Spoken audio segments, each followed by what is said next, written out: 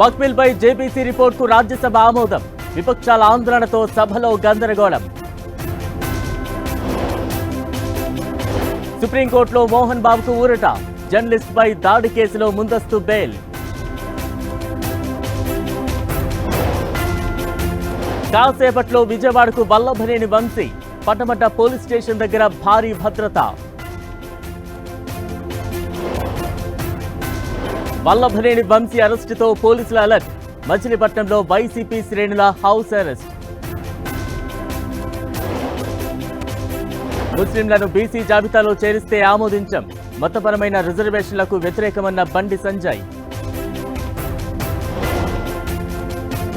రాజకీయం కోసమే BC ముస్లింలపై BJP విమర్శలు. సర్వే పూర్తయ్యాకే స్థానిక ఎన్నికలన్న మంత్రి పొన్నం. కాసేపట్లో పోలీస్ కస్టడీకి మస్తాన్ సాయి. డ్రగ్స్ ఎక్కడి నుంచి వచ్చాయన్న దానిపై ఆరా.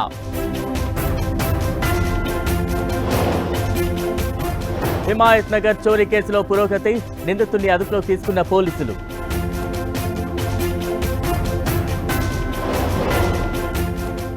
ఇవాళ సాయంత్రం ట్రంప్తో ప్రధాని మోదీ భేటీ.